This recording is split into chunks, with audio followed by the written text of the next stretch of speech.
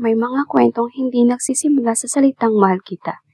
Minsan, nagsisimula ito sa isang simpleng ngiti at sa dalawang pusong hindi pa alam na babaguhin nila ang kasaysayan ng showbiz.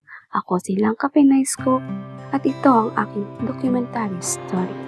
Matapos mapansin ng publiko ang natural na chemistry ni Catherine at Daniel, unti-unti ring nagsimulang mapansin ang kanilang mga tagahanga ang maliliit na detalye na tila hindi napapansin ng iba. At dito nagsimula ang mga mas maraming tanong. Ang mga maliliit na sandali, hindi tungkol sa malaking sorpresa, hindi rin tungkol sa matatamis na salita, kundi sa mga simpleng sandali. Kapag magkatabi sila sa interviews, kapag nagtatawan sila ng walang pilit, kapag nagkakatiyan sila sa gitna ng usapan, maraming mga panasasabing iba ang kanilang samahan. Bagamat wala pa silang pagpublikong kumpirmasyon noon tungkol sa isang romantikong relasyon, ang kanilang natural na closeness ang naging dahilan kung bakit maraming tagahanga ang nagsimulang umasa. Bakit marami ang naniniwala? Sa bawat guesting, sa bawat behind the scenes video, sa bawat simpleng kulitan, mas lalo pang napansin ng publiko ang kanilang pagiging komportable sa isa't isa. Maraming fans ang nagbabahagi ng mga obserbasyon online. May mga ilan na nagsasabing, hindi ito mukhang simpleng acting lang. Ngunit mahalagang tandaan sa panahong iyon, mga obserbasyon at opinion lamang iyon ng mga fans. Hindi nila kinukumpirma ang kanilang mga romantikong relasyon. Maraming mga fans ang nagbabahagi ng mga obserbasyon online. May ilan nagsabi, hindi ito mukhang simpleng acting lang. Ngunit mahalagang tandaan na sa panahong iyon, mga obserbasyon at opinion lamang na iyon ng mga fans. Hindi pa nila ito kinukumpirma ang anumang romantikong relasyon. Marahil, iyon din ang dahilan kung bakit mas lalong naging interesado ang publiko sa kanilang kwento.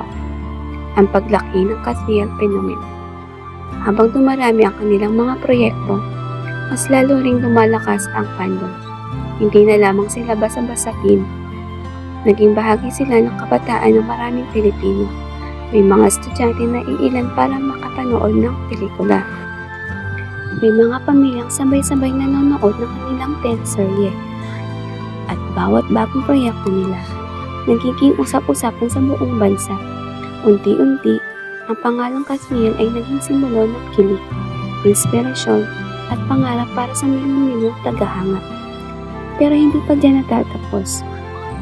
Habang mas lalo silang minamahal ng publiko, mas lalo rin tumitindi ang presyo.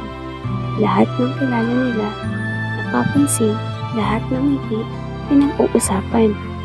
At bawat simpleng interaksyon, nagiging headline. Ngunit sa gitna ng lahat ng yan, patuloy pa rin sila nagtatrabaho at lumalago bilang mga artista. Ngunit may isang ito sa kanilang karir na tuluyang nagpabago sa tingin ng maraming Pilipino. Isang panahon kung kailan hindi na lamang fans, kundi halos buong bansa ang nagsisimulang maniwalang may espesyal na kwento sa likod ng Kathriel. Ano ang mga pangyayaring lalong ang nagpapatibay sa paniniwala ng kanilang mga tagahanga?